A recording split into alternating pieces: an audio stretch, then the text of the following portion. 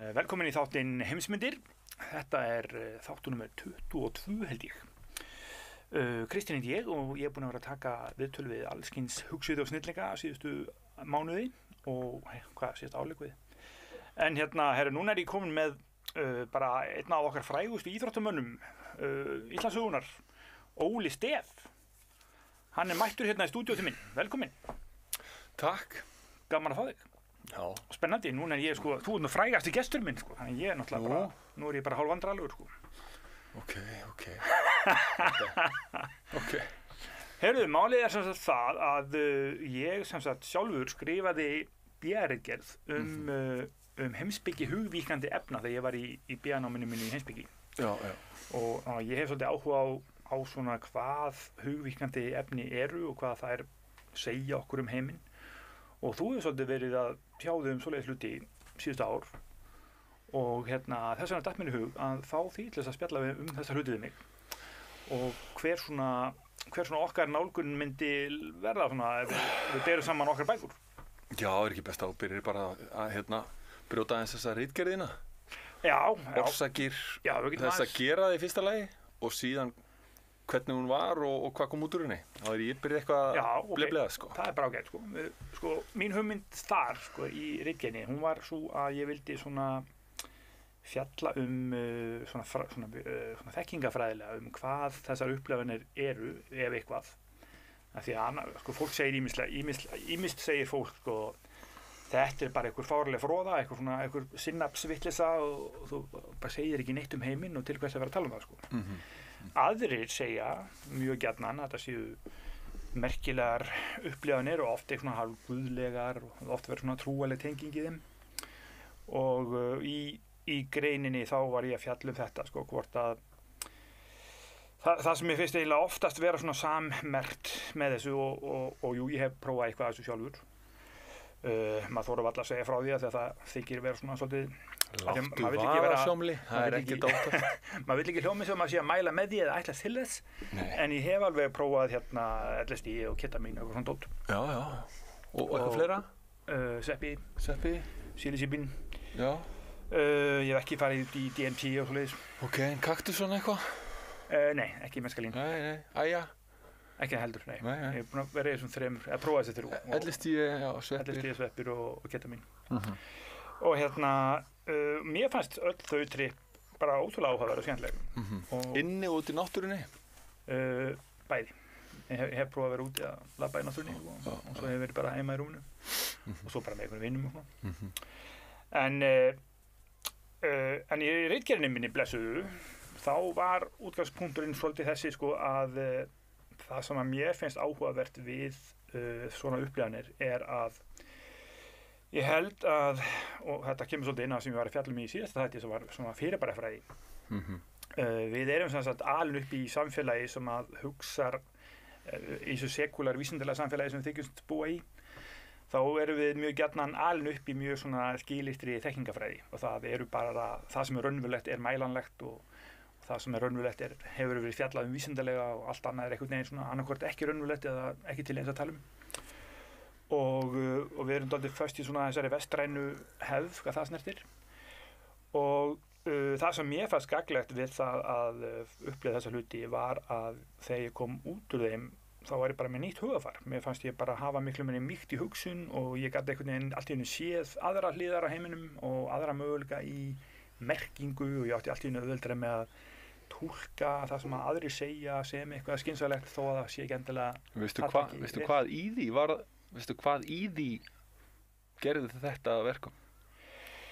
Ég fellaði einmitt það í ritgerðinni. Mér finnst þessi, eitt af því sem að ég upplifi og mjög algengt stef í því sem að fólk segir frá, það að maður upplifi þetta niðurbrot einstaklingsins og maður sé hluta af svona stærri vitund. Og það bæði þetta fjallum það bara mjög ævintýralega en það líka þetta taka svona frekar jarðbundna nálgun við það, þetta séu svona í rauninni arfleð af tungumálinu og hefðunum að við getum alveg séð okkur meira sem eina vitund eða eitt samfélag eða eitthvað svoleiðis og hafandi upplifað það einhvern veginn varð ég miklu svona opnari og mýkri fyrir fleiri túlkunum á heiminum og til dæmis hughyggju og svona hluti sko. Þannig að þetta var svona mín upplifun og það sem ég var að segja þessari ritgerð og niðurstaðan var í rauninni þessi að ef við gefum okkur að það sé gagnlegt að fá að öðlast skilning á einhverju svona eins og hughyggju sem er oft tengt við Hegel og heimspekinga sem ég held að sé gagnleg. Það er þessi skilningur að í einhverjum skilningi þá sé það vitundin sem móti heiminn en ekki heimurinn vitundina. Og það fannst mér bara mjög gaman að upplifa að ég gæti allt í einu meðtekið og ég væri ekki lengur með svona harða fordóma fyrir því af því að það er svona ekki þessi vestræna nálgun sko. Og útgangspunkturinn minn var þá og þetta má náttúrulega tengja við hippatímabilið sko. Nixon var á móti þessum efnum mikið til af því að allir sem voru á þessum efnum voru á móti stríðsrekstri og þannig að það var truflaði bara ameríska pólitík og þá mætti sko segja ef við gefum okkar það sé rétt nálgun sko, þá mætti segja að það að allir upplifi einhvers konar svona vitundurvakningu getur hreinlega verið svona heimsfriðar svona element sko og það er þá áttina sem getur verið jákvætt og bara nótilegt. Þannig að þetta eru svona stefin mín. Svo ég haldur áfram fyrir ekki en hvaða kallar voru þá mest að koma til þín fyrir utan Hegel eða konur í ástandinu eða þú veist hverju voru svona? Það voru engir einstaklingur sem komið til mín sko, ég var bara að upplifa svona staðfesting kannski eins og segir með Hegel bara svona já, yes, confirmation eitthvað. Jú, það eru svona Alan Watts til dæmis, ég er með hrifinn á honum og mér finnst ég skynja hans hugmyndi mjög sterkt í þessu sko. Svona hverju voru kannski svona eiginarnar þínar til þess að geta navigeta í gegnum þetta allt, skilur þú? Já, þetta var náttúrulega kaotískt sko, sumt að þessu var á þetta stíðinu þá upplifði ég bara að tíminn stoppaði sko og ég bara hvarf inn í einhvern óendanleika og tími var merkingalaus og var þar bara, fannst mér merkingalaus tími en það var samt eins og getur verið 1.000.000 ára eitthvað og svo stígi ég einhvern veginn aftur inn í tímann og veruleikann og þá einhvern veginn skynja ég sem sagt tímann sem skynja hann allt öðruvísi sko, hafandi upplifað hitt sem ég hafði ekki áður og núna segja margir í eðlisfræðin að tíminn er rauninni eitthvað sem við skynjum mjög undarlega, hugsanlega mjög blekkjandi hátt, að tíminn sé ekki það sem við skynjum og það er kannski svolítið skemmtilegt að það sé hægt að upplifa það frekar heldur en að reikna út með stærðfræði sko. Þannig að það er einhverju svona hlutir og svo líka þessi hugmynd sko, að maður upplifir einhvern veginn að lífið sé einhvers konar svona heildar vitundar fyrirbrigði en ekki sé rauninni ekkert bundið af þessum líkömmum sem lifa að deyja sko.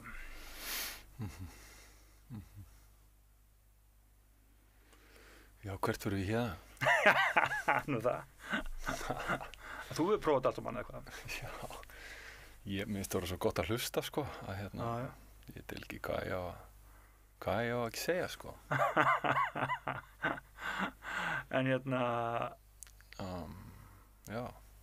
Það er alltaf leið, skulum sjá. Já, gottu þá með eitthvað kjarnirt. Kjarnirt sko. Ég fór að hugsa já. Ég var með eitthvað pælingu í morgun sko, ég var að klára bókina West by West eftir Jerry West NBA-leikmann. Já, nú bara yfir í coachingið bara. Já, ekki beilinni sko, ekki beilinnis.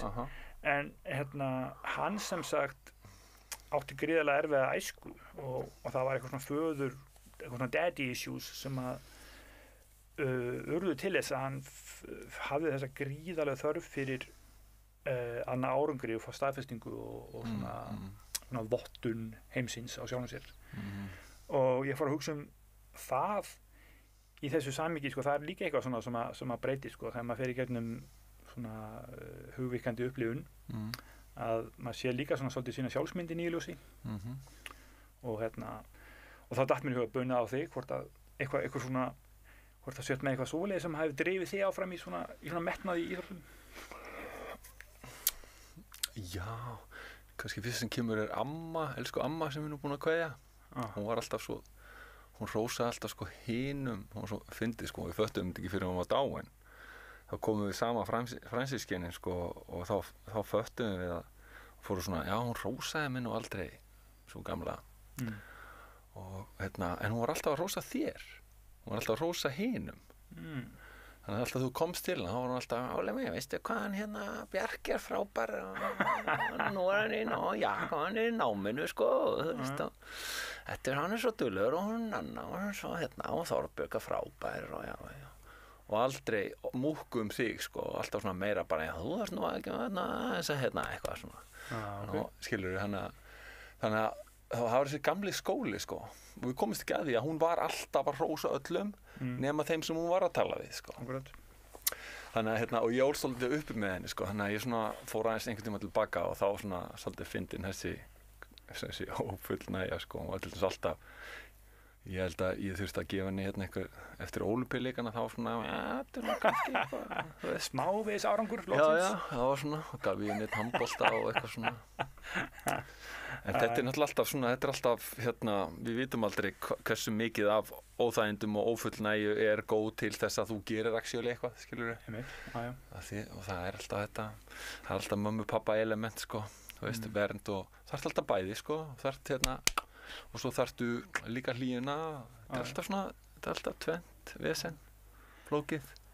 Þetta svona klassískar þjálfunar pælingar, en ef við tengjum þetta aftur við heimspekina og þessa hugvíkun sko, þá fannst mér dálítið áhugavert sko, að þegar maður kemur út úr svona upplifun þar sem að maður kannski hefur séð einhvern veginn tímann standa í stað eða heiminn vera eitt eða eitthvað svona, þá allt í einu eru svona einhverjir persónulegir eitthvað svona persónulega umstræti einhvern veginn svo fáralega lítil og ómerkileg og þá einhvern veginn sér maður þau nýljósi sko.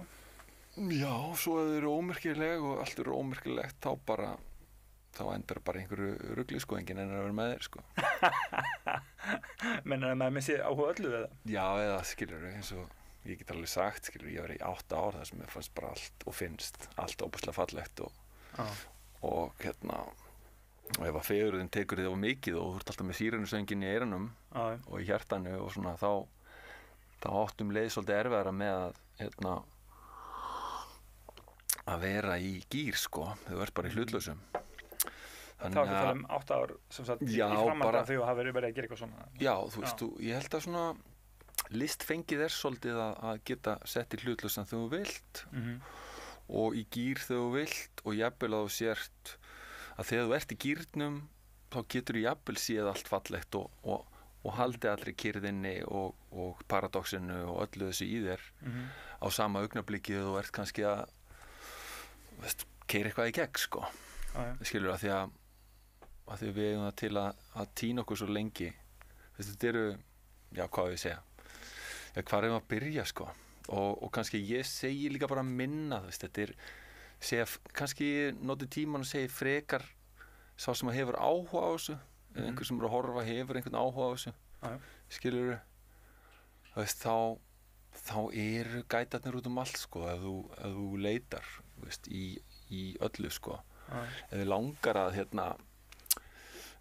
að setja í hlutlausan og hvíla þig á skilyrðingunu og allt þetta eða gæjast á baku skilyrðinguna þá þetta út allt sko við erum ekki til eitthvað fyrstir að bleiblega sko þetta búið að vera frá getur einhvers bara segja byrjun hafa verið LSD og það allt og þar svona kemur svona fyrsta svona nútíma en svo þetta náttúrulega skilur en það sem að já, hvað er að byrja, skilur þetta þetta í öllu, þetta í kabbalafræðunum þetta í súfispanum, þetta hjá indjánunum þetta allstaðar, þetta í kristninni líka kannski velfalið þetta Indverjarnir, Mahabharata þetta Ramayana þessar bækur, þessar epic bækur þetta allt þarna, kóðin það er löngu búið, þetta í Völuspá kóðin út allt, skilur fyrir þig að feta þig og en það sem að gerist auðvitað með módernismanum og upplýsingunum og allt að það bara svolítið hoggið á þetta og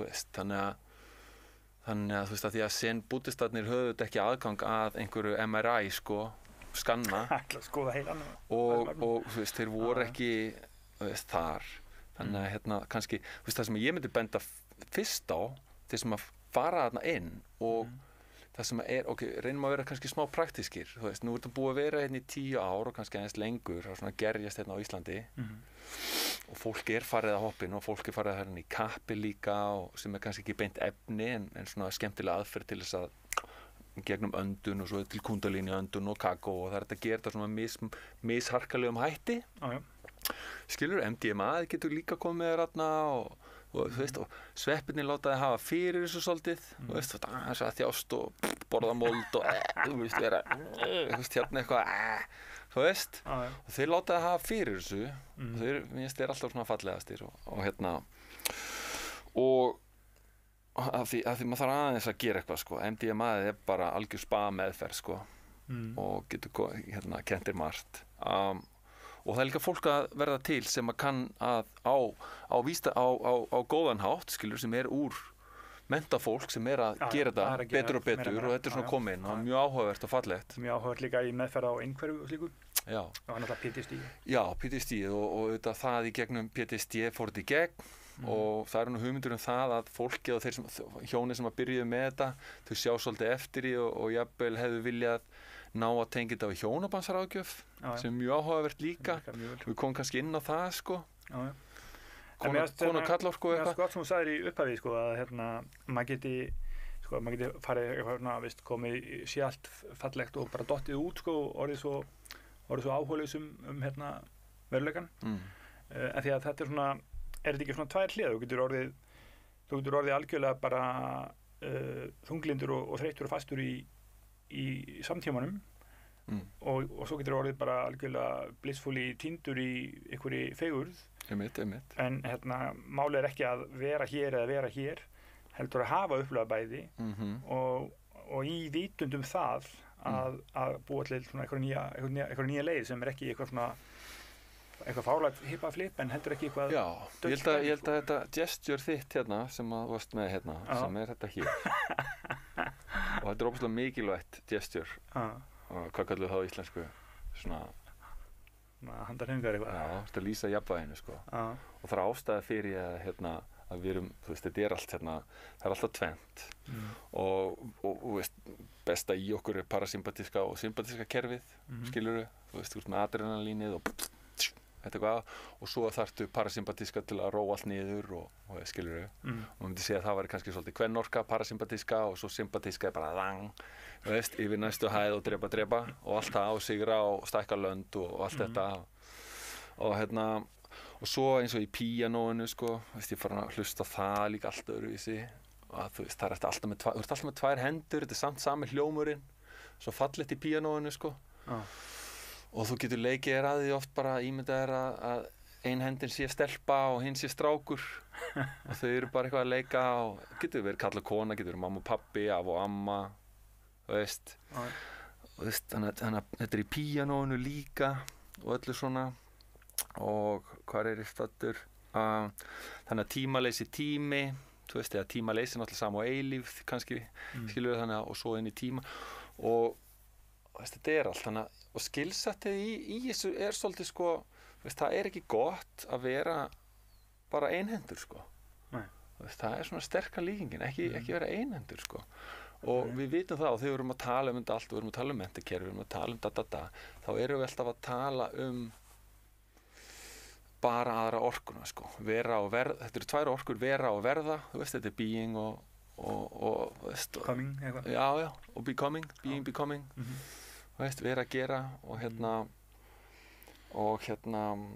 þannig að veist, ef þú og við töpum auðvitað, það svo mörg líkuna þessu, veist, við töpum verunni þarna, það vita það allir sem vita, veist, á miðstigi í skóla, þar sem þeir eru byrjað að leiðast og þú ferð að spila leik sem leiðist, sem rosalega vond regla. Veist, þetta náttúrulega bara leikur sem settur í gang kemur einhver kennari og hann setur einhvern leik í gang finnst þið gaman að vera þarna, sko yngsta stig, allt í lagi skilurðu, góður svo svona á miðstiginu þá fara að renna á því grímur, sko og því fyrir að leiðast þessi leikur og þá kemur svona fyrsta stærsta höfnunin, sko að þú ferð að hafna innsæðinu þínu og verunni þinni og svona veruleikaranum og tricksternum í þér, hvort sem þú strákur eða stelpa, röddinni þinni, og þetta, ég er búinn að segja þetta 100 sinnum, en þetta er bara svo obvious, en við erum bara ekki með betra kerfi ennþá, og og þar kemur fyrsta svona gleymskan, og þá förum við að gleyma, og þá missum við aðra hendina, sko, og erum bara svolítið einhent, sko, þarna í að verða, sko, og það er kallorkan, og kallorkan tekur yfir. Kallorkan ég er ekki að segja að allir kallar séu bara með það og konur séu ekki með kallorku, heldur það er bara svona tvinnast, það er dans. Höldum þessu bara í orkum, þannig ég sé ekki tala um kall og konur, þannig að kallorkan tekur algjörlega yfir þó að Jordan Peterson vilji kannski halda einhver öðru fram að þetta sé ekki patriarkal, sko. Þetta er þetta patriarkal þannig, það karlorka er drifið, skilurðu, og það er alltaf verið að drífa eitthvað áfram og svo ofboðslega mikið á kostnað og þessi hendi, hún fær ekki að fylgja með í þessu, sko. Og þú lætur einhverja lest, þú hoppar einhverja lest og svo bara keyrið þið bara búp, þú veist. Og svo rangar kannski aldrei við þér, sko. Og ef þú ert heppinn þá kannski rangar við þér, færið þér eitt svepp eða fattar þetta. En oftast það fólk, og þar kem ég núna kannski hættunum, er það að þegar þú fattar þetta og rangar við þér, þá getur þú verið á svo mörgum stigum, og það er svona Ken Wilber sem er búinn að mappa þetta rosalega vel, sko. Ég menn, hann byrjar á því 1950-60, og hann er svona, ég myndi segja að hann væri besti mapmakerinn á þetta, sko, skilur, þannig að þú veist, þá var hann sko með í staðinn fyrir að vera þetta bara svona einvítt, þá var hann með þetta tvívítt, og þá var hann annars verið að skoða stig consciousness, skilur, og þá er í raunveru hversu nálægt ertu því að vera Guðinn í sjálfu þér, sko, skilur, og tímaleysið er á endanum, og ástin og eilíðin og allt þetta á endanum, og svo er svona mismunandi leiðir að því, eitthvað svona chakradæmi og eitthvað svona, og svo skoðar hann alla þróunarsálfræðina og fer í PSE og fer í líka Gilligan sem er þá meira kvenlegt, fer í Kohlberg, fer í alla þessa gæja sem eru búin að, fer í Maslow líka, fer í hefðbunda og er að skoða hvað þeir eru að segja hvað það er að vera góður einstaklingur, sko. Skilur, þannig að og það sem hann kannski kemst að og ég komst að líka the hard way er það að þó þú hendur í þínu ayahuasca eða gerir það 10 sinnum á 10 mánuðum, þá þýðir það ekki endilega að því þegar þú upplifir eitthvað og kemur tilbaka, þá er túlkunin alltaf það mikilvægast, sko. Þannig að þú getur verið á svo mörgum stöðum hér og þó að þú skjótist hingað, sko. Þannig að mappið verður svona mjög fallegt tvívítt og svo í framhald af þessu þá er þetta hann og síðan þá húmanísku sálfræðingarnir er svolítið það sem ég hef áhuga á. Mér finnst þeir svona að vera á milli, þetta á behavior rismin, hann á svolítið sálfræðin í dag og Hamið og allt þetta er bara the ruling epistemology eða þekkingafræði. Aðferðafræðin og Hamið? Já, og alveg áhuga, og ég er svona við það að fara að kíkja onni það á hverju það er, og ég hef áhuga á því, en í augnablikinu finnst mér svona heillandi þessi tilraun húmanísku sálfræðingana, Maslow, ekki bara Maslow heldur, það er Rogers, það er Kelly, svo er eitt sem heitir David Watson, John Watson, það er þessi Gilly, það er fullt af liði, sko, sem er búið, sem að tók LSD 1940-50, þú veist, og er búin að reyna og spyr sig alltaf þessara spurningar, hvernig getur við sanna það að þó að Guð heimsæki þig, Guðinn í þér heimsæki þig, eða þú heimsæki, við veitum aldrei hvor heimsæki hvern, skilurðu? Þú veist, þó að Guðinn og Gyðjan í þér saminist, eða hvernig sem það er, þó að þú farir eins og þú varst að lýsa kannski á fyrstu 20 mínútunum, skilurðu, þessar upplifan, þó að það gerist, ákvörðu ætti Kristinn eitthvað að verða betri gæi við það? Hvað er það í því sem að sýnir að hann sé orðinn betri eiginmaður, hann sé orðinn betri pabbi, hann sé orðinn betri, hann sé orðinn glaðari, hann sé peppari, sé meira bara búf, þú veist? Hvað er það í því? Ákvörðu ætti hann að hækka eitthvað upp? Eriksson eða Adler, öll stígin, þú veist, er það eitthvað líklegra að þegar þú ert 40-50 ára og þú ert kannski að kíkja á Adler, annarkvort ferðu þangað eða þangað, já, nei, þú veist, rautt, grænt, líklegra að þú farir á góðan stað ef að þú fékkst þér svepp 25 ára. Skilur, það vitum við ekki ennþá. En nú þú ert mjög greinilega mjög áhugasamur þetta og þú ert farin að tala svona gúrumál sem að mjög margir slökkva strax. Já, Guð forði þér. Við segjum sko, Guð blessi þá sem leita Guðs, en Guð forði þeim sem hafa fundið hann. Sko. Forði ykkur. En þú veist það alveg sjálfur að margir sem að hlusta á svona ræðu, þeir svona, það er svona turn-off fyrir marga að koma í svona orð eins og kvennorka og Guð og eitthvað svona. Já. Og þér náttúrulega saman það. Það er bara þeirra vandamáli, áhugavert. Algjör drull. Já. En fyrir svona... En við getum alveg nota bara í staðinn fyrir Guð, sko. Já, ég trú á... Sko. En fólk verður aðeins að kveikja því, sko. Það er bara svo skemmtilegt, sko, af því að maður er að reyna að ná að miðla skilningi til einhver sem er með ofnæmi fyrir ákveðnu tungutæki. Já, bara hætta að miðla, bara Guðna bænum hætta að miðla, sko. Já, ekki að grínast. Það er bara, þú veist, það er ekki hægt að miðla. Nei. Það eina sem þú getur gert er að hlusta og sýna fólki áhuga. Það er eina leiðin, sko. Eða þú veist, fyrirgefðu, nú hljómaði, það er ein af leiðanum kannski. En fólk og sérstaklega náttúrulega boðháttur, bara gleymdu því. Já, sem er boðháttur. Þannig að, þú veist, já, þú veist, þetta eru bara þversagnir. Það er kannski, þú veist, þetta er allt bara freaking paradox og þú kannski fundið það að þú varst þarna inni, þú veist, þetta er bara, þú bara drifin bara í sundur, trekk í trekk og svo reynir að púsla þér eitthvað saman þegar þú kemur út úr þessu og make eitthvað nonsens út úr þessu, sko. En er það ekki það sem að margir eru hræddir við, sko? Jú, blessa, það gerist aldrei neitt á þess að vera hræddur, sko. Erum við ekki að grínast? Hvernig ætlum við að gera eitthvað á þess að vera hrædd? Akkur eru við svona hrædd við að vera hrædd? Ég meina, halló, það gerist allt gott eftir hræðslu, sko. Er það ekki það? Já, ég spyr þig. En þetta er bara mjög áhugaverð spurning, sko. Fólkið, sko, samfélagið er fullt af fólki sem að sko það er stundum talað um eitt nýja orði í dag er safetyism. Samfélagið er svo hugfangið af þörfinni fyrir að útiloka alla óheppilega hluti að það er gengið alltaf lengra og lengra því að búa til öryggi, sko. Og stundum er það gagnrýnt. Við getum, sko, ef við höldum okkur við, sko, svona, svo við séum svolítið í alvöru það sem þú varst að upplifa inn í pakkanum, að í raun er enginn hérna nema við, sko, og þú ert bara búið til hennan heim og þú talar um samfélagið, þá er það bara skiljast orð sem er búið til hér og þar og allt þetta, sko, þannig að það er ákveðið að kannski við staðsetjum okkur þar þegar við tölum um samfélagið sem bara engin maður hefur séð, sko. En pointið mitt var bara það, sko, að það er til fólk sem stundar fallega stökk og tegistökk og það er fullt af fólki sem að talir þetta fullt af fólk. Það er alltaf að tala um þetta fullt af fólk á meðan þú veist á sama tíma að það er ekkert fullt af fólk. Þú ert bara all fucking eitt, sko. Þú ert allt og eitt og það er það sem maður gæti hugslega vera hrædd. Þú getur, ef þú ert hræddur við það, já, fínt, skilurðu, en hinn fullkomna kyrrð og ró og sátt kemur ekki fyrir en þú samþykkir þann mögulega einmanna fucking allsherjar leik að þú ert trickstirinn í þessu ævintýri og það er ekkert annað en þú fucking vitundin að vesenast, skilurðu, og með bara stórkostlega fucking leik, skilurðu, og það er það sem að gefur loksins róna þegar þú getur farið að horfa á bróður þinn og vita að hann ert þú, skilurðu, og þá getur þú farið að hlæja þessu, getur þú farið að hafa áhuga á honum, farið að samþykkt allt blebleið sem að kemur út úr honum og fegurðina í því og hvað þetta er ógeðslega stórkostlega fallega flókið og allt gert til þess að þú sért ekki þarna einn að vesenast sem vitund því hver faðmar fucking Guð.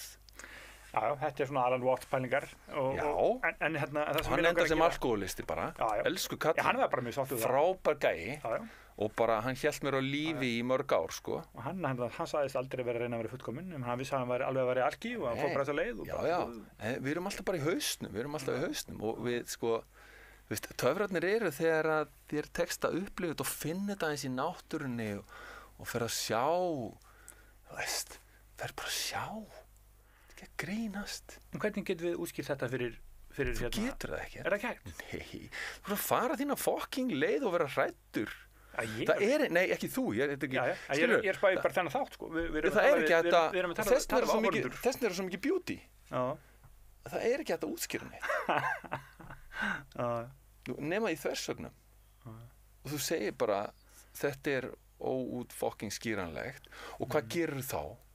Þá ferðu bara eitthvað að sprellast hérna niður á lögveginum eða þú ferð að setja einhverja grímu og hatta eða þú semur einhver lög, tökum bara Lennon sem dæmi. Ok, hvað gerir þeir? Þeir fóru þarna austur og dópuðu. Já, við getum kallað það dóp. Þeir bara föttuðu þetta. Já, kemur út einhver ný plata og eitthvað svona. Já, og hvað gerist? Hann skotinn, skilurðu? Við erum ekki búin að fatta þetta ennþá. Fullt af liði búið að vera að reyna, það fattar þetta enginn.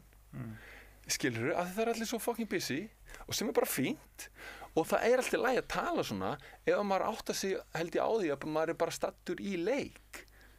Þú ert með svona Matrix-nálgun ég veit að þetta er það sem að allir runni segja. Já, því fólk þarf að eiga sínar eigur og fólk nær að tengja, ok, Matrix, ok, ég sá þetta einhverja myndir og þetta var eitthvað svona, hann dodged the bullet og búff og eitthvað, ok, og þess vegna nota maður það til að navigata sig í gegnum það sem ekki hægt að navigata. Skilurðu? Og bestu navigatorarnir, þeir sem hafa komist næst í, eru kannski Alan Watts og ég myndi segja margir sem einhvern veginn að reyna að bridsa þetta, sko. Vegna þess að þú ferð og það sem að margir komist af, ef þú ferð upp í eitthvað fjall að hitta einhvern freaking gúrú, einhvers staðar upp í bara Tíbeti eitthvað, það getur verið, hann búin að, hann alltaf hérna, bara tengdur, skilurðu, en þú myndir ekki nenn að hanga með honum, sko, og hann kannski bara að fara Félagskapur. Já, þú veist ekkert hvernig karakterinn sko. Við höfum enga sannanir fyrir því að og líka sagan segir það og saga kristninnar, allstaðar það sem á að vera mesta hjartað, þar mesta ógeð og fólk fokkar þessu öllu upp, meðferðarstofnanir, kirkjan, bara blóði fucking drifin slóð, sama með gúrúana, Osju og þetta lið, skilur, þetta ekki að fucking djóki mér og hvað? Og svo allir þið hérna, já, en hérna eitthvað ble, bing, dong og eitthvað og svo hagar eins og hálfliti.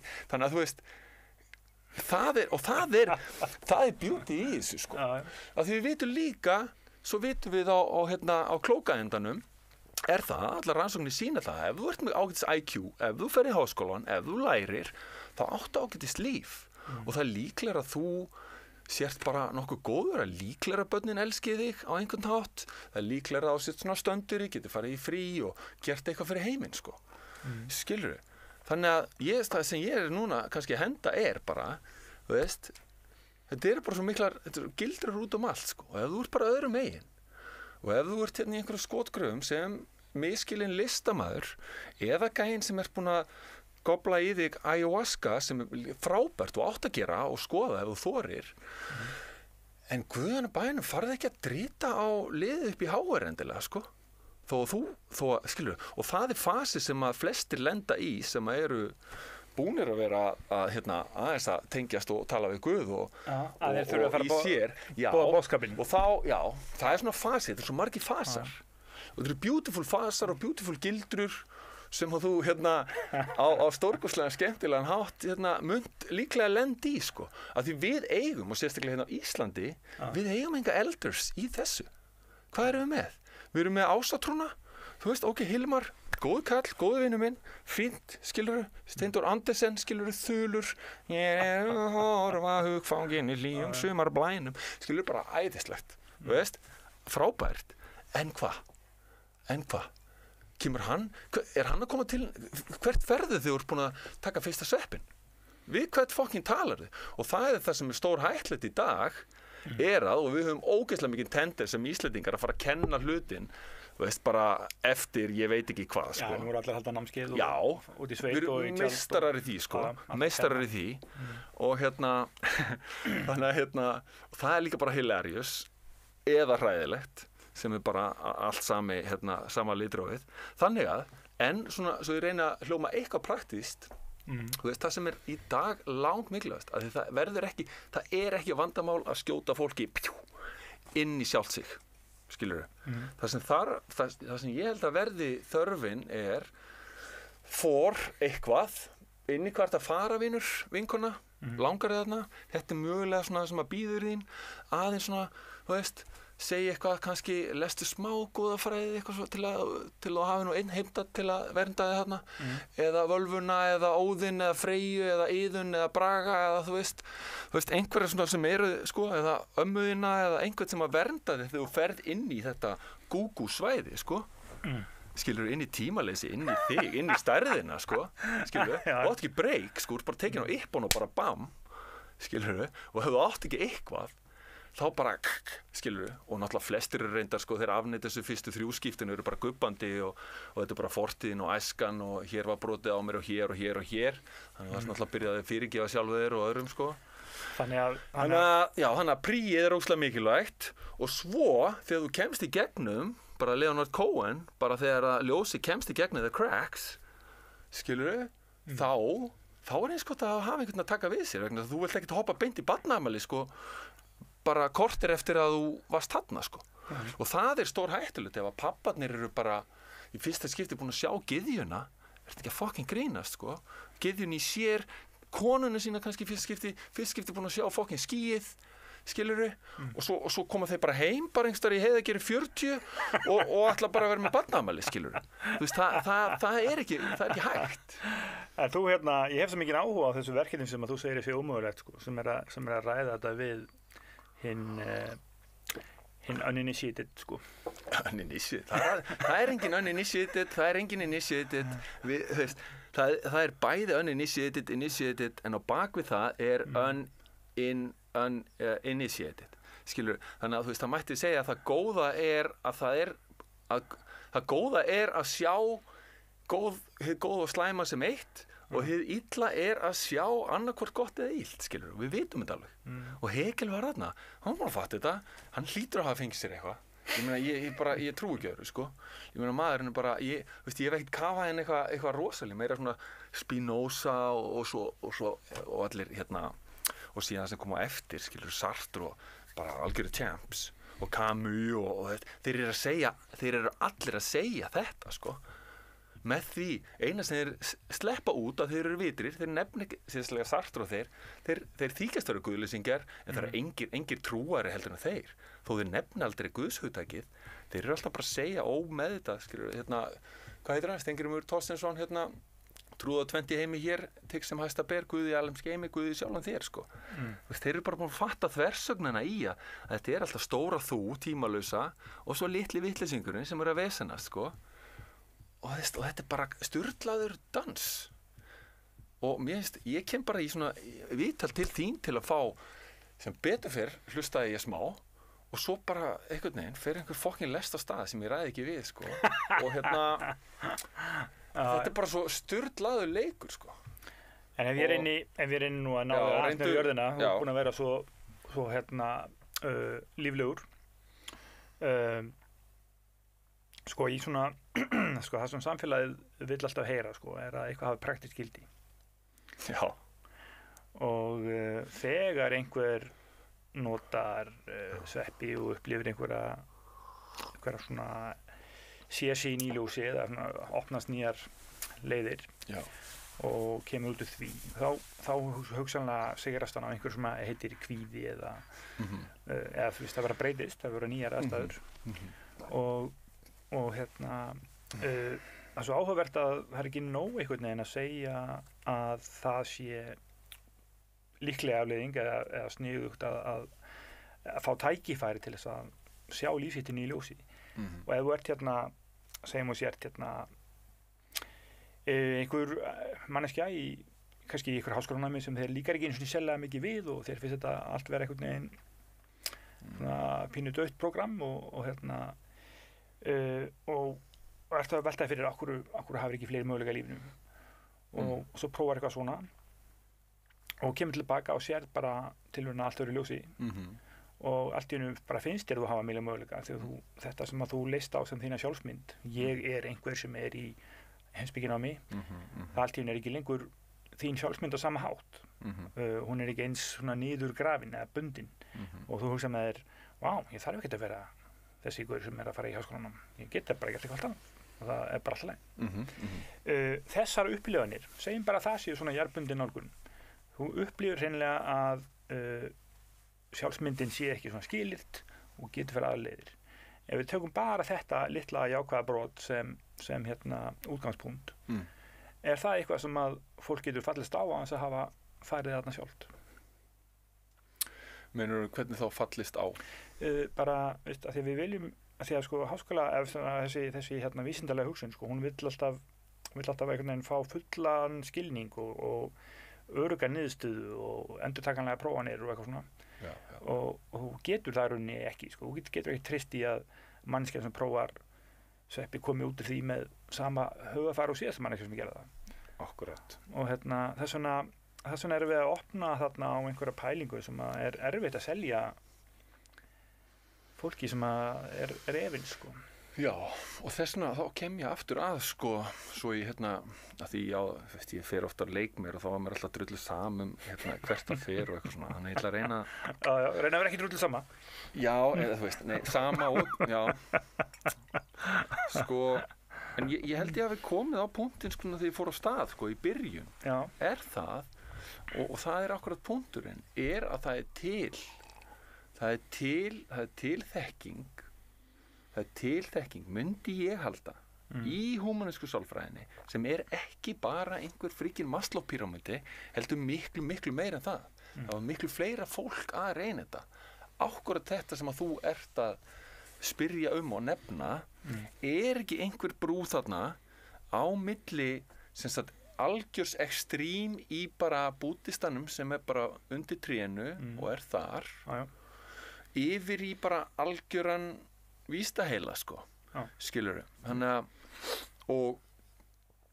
og það eru til, og ég lýsti því þarna í byrjun bæði með Ken Wilber og fleirum, að það er fólk sem, skilurðu, og ef maður bara kíkir aðeins á hann, þá koma fullt af orðum og hugtökum og fólki og kenningum sem að, eru dodgy vísindarlega og þess vegna er líka húmaníska sálfræðinar jaðarsett í dag og horta á þetta svona, en þú veist, hvað er það að vera self-actualized, skilurðu, þú veist, getum ekki fest það niður, allt fínt þarna upp hennar píramíti sem var ekki píramíti, þetta var held ég uppalega bara stigi, sko.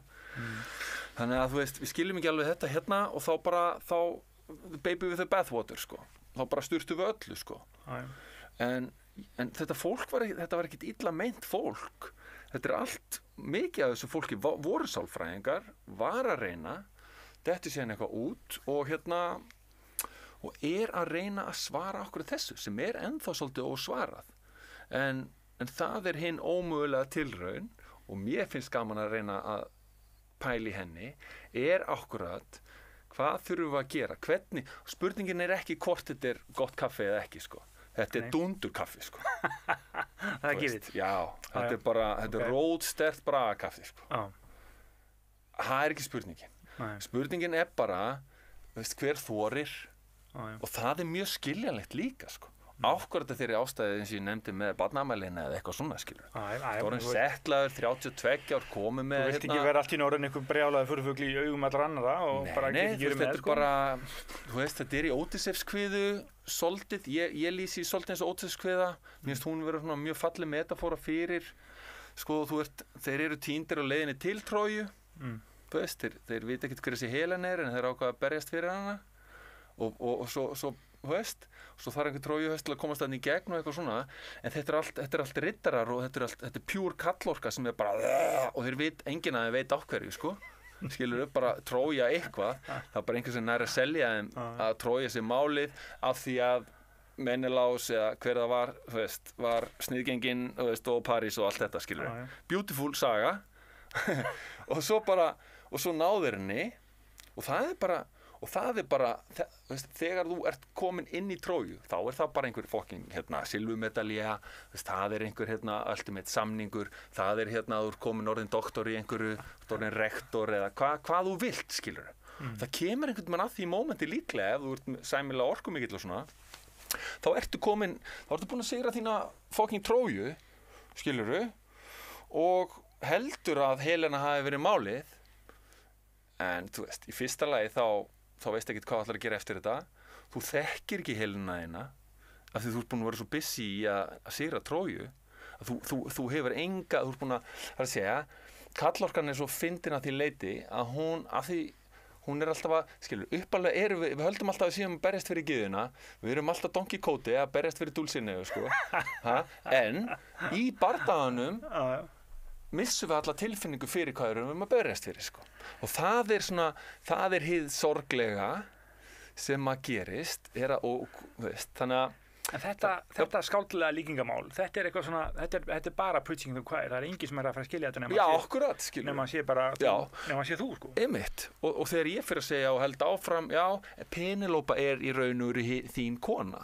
Penelope er konan sem að þegar þú sérð konuna hérna, þá ertu komin til Penelope. Það er Penelope fyrir mér, skilur Já, fyrir þér. Fyrir mér, akkurat. Alveg eins og alla leiðirnar á leiðin tilbaka eru bara sturlaða metafórur, kíklópin, það er kirkja, breyti svín, það er allt þetta, skilur. Ég ætla bara að heyra milljón svona sögur frá Alan Watts og svona görum. Og þetta er allt skemmtilegt og þetta er áhugavert og þetta eru skemmtilegar nálganir við að lýsa einhverju mjög óræðu.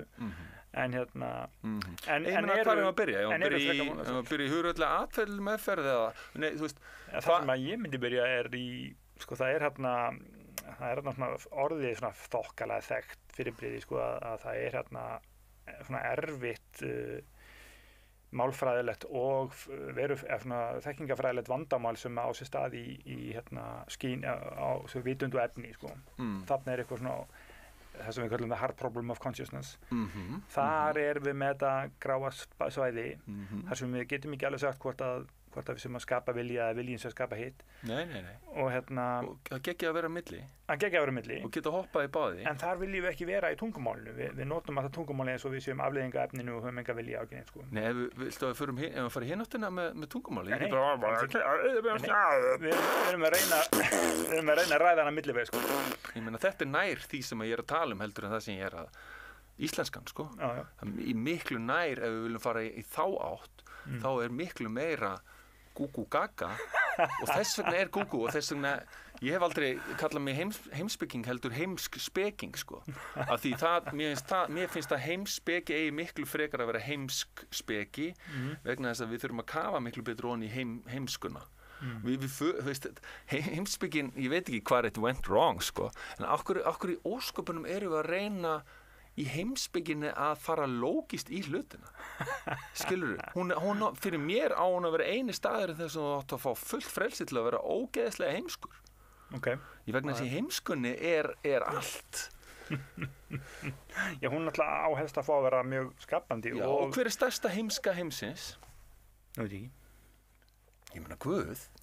Er það ekki mesta heimska? Ég veit ekki.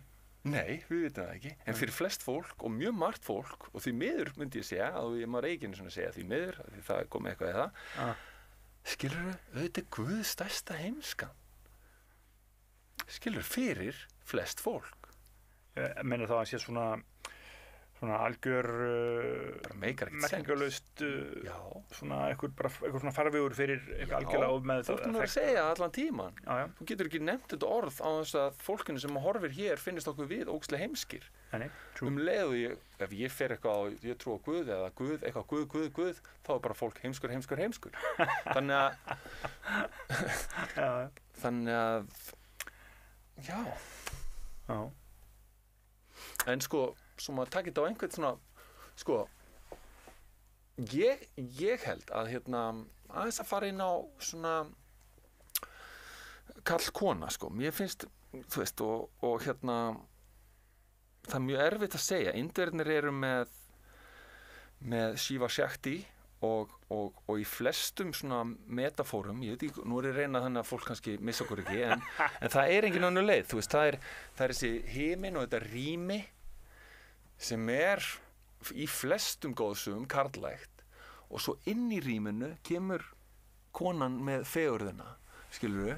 Þetta er þessi tantríska heimsmynd. Já, og svo, akkurat, og svo er líka alveg þetta að snúa þessu við og segja að konan sé hlutlaus í fegurðinni en kallinn sé sá sem að keyrir allt í gegn, sko. Þannig að það er alveg svona, þú veist, en fólk þarf bara, þú veist, að lesa engin Mahabharata eða eitthvað, skilur, sem er bara sturlaðasti manúal fyrir þessar þversagnir og allt sem til er. Ég meina, Indverjarnir, það er bara völusspá á sterum, sko.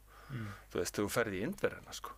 Það er bara, þú veist ekki hvað snýr upp eða niður, sko. Aldrei. Það er bara fílar og Já, bara, nei, þú veist, og svo guð minn góður, sko, og það svo fallegt, sko, og þetta samt sögu þræðir einhvers konar, en þú veist, hetjurnar lendi í helvíti og bóarnir lendi í himnaríki og þú veist, þetta allt bara... En þetta svona skapandi kaos sem að Já, beautiful. Er það sem hún vilt, það sem hún vilt. Já, en nú erum við ennþá, ég fer alltaf með okkur aðeins á Google-vagnin, sko, og storytelling-vagnin og eitthvað svona, og ég hélt í mörg ára að það væri málið, var að reyna að segja krökkum sögur og láta þau teikna og blása í flautur og kenna þeim aðeins áskarð og reyna að láta þau aðeins fatta Heimdall og hérna, Skynjarann og Óðinn og Freyju og svo var líka, sagði ég sögu af konunni sem kom með tímann inn í áskarð og hvernig það ruglaði og þeir kveikti í tímanum og Loki og bara eitthvað svona angurbóða og svo fæðir hún afkvæmi tímans sem eru þetta miðgarðsormur sem festir okkur í tíma með því að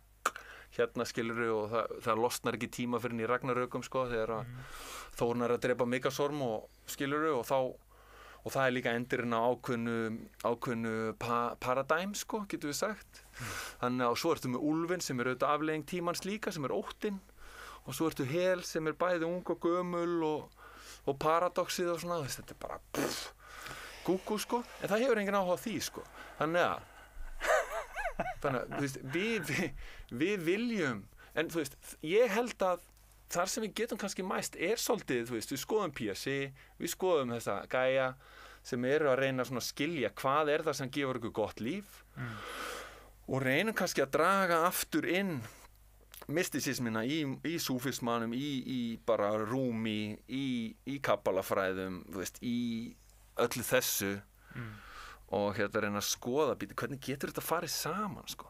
Og eins og ég segi, Vilbjörn er búinn að vera að gera það í 40 ár og hann er auðvitað jaðarsettur eins og flestir sem eru eitthvað að gera svoleiðis en Lastu hérna Religion with no name bókina?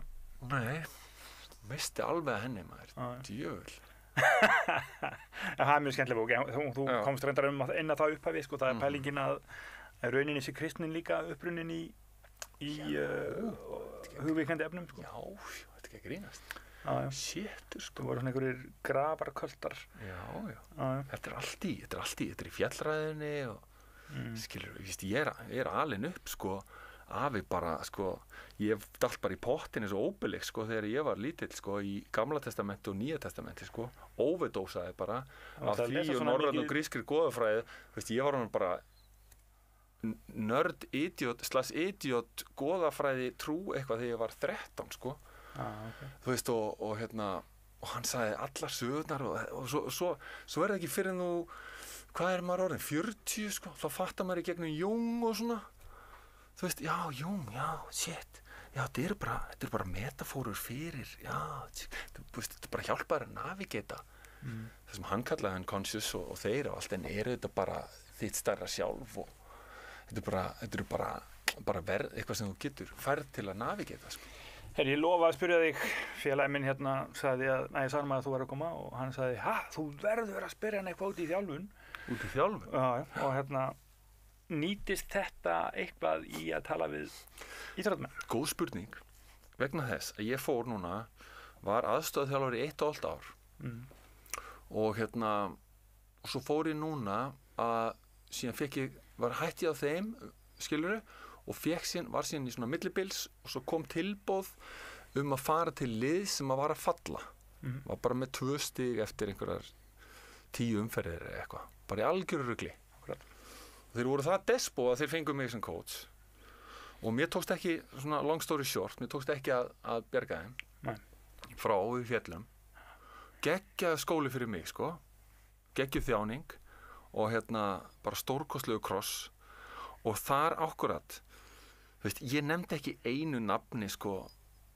veist, ég er þó veist, ég tala ekki Ásgarð við þá sko veist, en þannig að spurningin nýtist þetta allt og það er áhugaverð spurningin er þjálfur eitthvað betri þó hann sé búinn að fá sér veist, eitthvað svona eða hann viti hver hann eða viti að hann bara stattur í eigin leik og bla bla bla og þjálfari sem að sér loksins börnin sín eða sér loksins konuna sína eða sér blómið og allt þetta er það ekki bara besti þjálfari heimsins skilur þannig Þannig að þetta góð spurning og í mínu tilviki, jú, veist, ég er með alla, tel mig vera með alla svona fagþekkinguna, handboltalega, en svo þegar kemur að frikinn haustnum, þá var þetta algjört revelation fyrir mig, sko. Þannig að þetta breytti öllu? Já, eða þú veist, maður er svo vanur að vera bara með einhverjum snarrugluðum riddurum sem að, veist, vaða eld og brennistein fyrir einhverju titla og þarna var ég komin bara í svolítið sósu, sko, en samt allt bræður mínir, sko, og það var mitt að fatta þá, hvað lætur hann að gæja að tikka, sko.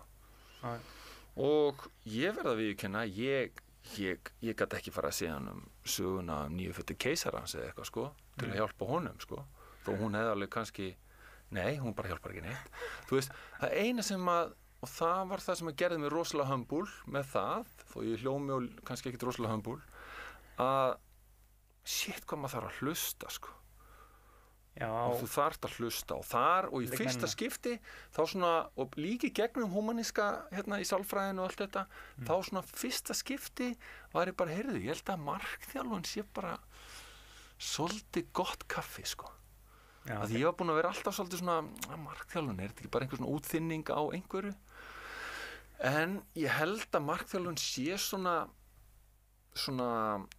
einhver pressulosun fyrir svona hina hörðu sálfræði, svona hina hörðu greiningasálfræði og allt þetta, svona fallegt svona stímlosun, svolítið svona afleiðing jákvæði sálfræðina líka, en líka hún er með svo mikið af þessum elementum í sér sem að tengjast í raun og veru inn í þetta sem við erum að tala um. Og hvað er það? Það er bara að ef þú ert þerapisti, þú getur ekki byrjað á því að greina eitthvað lið, smætta eitthvað lið, redúsera það í hitt og þetta, henda því einhverja box, opna einhver DSM-5 eða hvað þetta heiti, manual held ég, og segja bara þú ert með þetta og eitthvað svona. Þú getur ekki byrjað þannig. Og ég náttúrulega veit ekkert, skilurðu, ég er ekki sálfræðingur, en þú veist, þar kemur og þeir eru það er að segja bæði markþjálfun og þetta er að það er svo mikil magic í því að þeir eru alltaf bara, þú verður að hlutlesa þig, þú verður að fara inn í þetta ástand í raun sem þú ert búin að vera að lýsa, þeir eru að vera að biðja þerapistunum að fara inn í sveppa ástand næstu því, geta kólað það bara, fara inn í hlutleysið, fara inn í hlutlesa gírinn, opna gírinn, intuitíva gírinn, athyglisgírinn og í raun svolítið bara Jesú-gírinn bara, þú veist, þú ert ekki að fatta þetta fyrir en þú sérð að bróðin ert þú sjálfur, sko. Og þannig hlusta. Þeir voru svolítið að prófa í upphæfi með allir því að voru sálfræðingar að nota allir því sjálfur til þess að upplifa geðróf, til þess að skilja það og geta með þetta. Akkurat. Því geðróf er okkar náttúrulega state, sko. Fyrir gefi, ég segi það. En þú ert bæði þetta litla og þú ert alltaf, og þetta er í orðunum okkar, þú veist, alltaf þessi þversögn oknar, þú veist, ég fann sjálf á mig, djúl fann ég sjálf á mig, já, hver fann hvern, skilur þú veist, við erum alltaf ég og ég, það er alltaf eitthvað, já, þú veist, það er alltaf eitthvað ég og síðan er að smarra ég og stóra ég er vitundin auðvitað, sem er alltaf eitthvað, en svo, þú veist, og svo er líka, það er svona smá tvist á vitundinni sem ég ætlum ekki að fara út í sko, hún er alltaf hilarious en að því það er, þú veist, þú getur bæði verið í þögn og þá ferður svona aðeins inn í eiliðina en svo getur líka verið með sveppunum og horta á allt og þá ertu líka bara í blissi, sko, yfir sköpuninni en þú þarft líka á einhverju tímapunkt að fara bak við sköpunina inn í þögnina og þá ferð að heyra fyrsta hvíslið, sko, sem er ekkert hvíslið, það er bara alls konar svona og það er kannski svona þessi þrenning, sko, þú veist, það er eilífð og svo er það þú veist, verandi allt skaparinn og hrekkjalómurinn og sirkustjórinn og allt þetta, sko, tímaleys og svo er það þegar þú tínir, sko og fyrir að halda að þú sért ekki, skilur sem er líka, sem er nöðsilegt state, skilur veist, það er ekkert gott ef allt í henni þú finnur að dóttin eða eitthvað ert þú sjálfur skilur, ef þú finnur enga aðgreiningu það er ræðilegt, það er mjög erfitt ástand og þá finnur bara að þú ert all fucking eitt, sko og þá bara svona, ok, ég ætla að kasta mér út, sko, aftur en, þú veist, ég held að svona hvað á maður að segja, maður er að draga þetta eitthvað saman en þú veist, þetta er hættulegu leikur þetta, eins og ég segi, Sýrensöngurinn gleypir marga og þú kemur ekki tilbaka og Ódysseifur lét hlekkja sig, hann vissi þó það og hann fékk að heyra Sýrensönginn en þeir hlekkjuðu hann við mastrið og svo þurfti hann bara 3 mánuði sko, þegar þeir gátu talað við hann sko. Það þurfti tíma að jafna sig. Við erum að falla tíma. Ég ætla svona að reyna að koma með loka spurningu að þig. Já, eitthvað praktískt eða ekki? Við erum ekki að reyna eitthvað praktískt. Hvað fyrst að því að þú skapar heiminn sem þú ert að upplifa, af hverju skaparu... Já, það er ekki svona einfalt. Nei, ég veit hvað býtu, fyrirgefðu. Af því að sko, skilur, við segjum þetta alltaf, þú ert einn skapari og svo kemur bara bíll og keyrir á þig eitthvað. Þannig að hver að skapa hvern sko. Þannig að þetta virðist vera einhver dans sem bæði þú en eitthvað sem að þú átt samt hlutdeild í en getur ekki alveg, kongur vil sigla en byr ræður sko. Fyrirgefðu, aftur spurningin. Nei, ég fór að bæla í sko einmitt þessu sko, að ef maður trúir þessu eða telur sig upplýða það að heimurinn sé ævintýri sem að maður sem vitund sé einfallega að búa til leið maður upplýður hana. Af hverju maður að skapa þá alla þessa antagonísku, allt þetta fólk sem skilur mann ekki Já, það er, og okkur bara the problem of evil og allt það skilur, það er bara augljóst. Það er bara því það er betra að hafa einhvern fokkin Pútín hérna heldur en að vera stattur einn í eiliðinni sko. Hver fann maður Guð, segi ég þess vegna býr hann til þetta illusion sko, sem er bara sturlaður leikur sko. Þannig að tálsýnin er nauðsynleg og leiðin á bak við hana er bara að eins og held ég að Goddur hafa nú sagt að einhverju tímapunkti bara, reynda að skoða allar þversagnir sem þú finnur og reynda að tengja þær saman sko.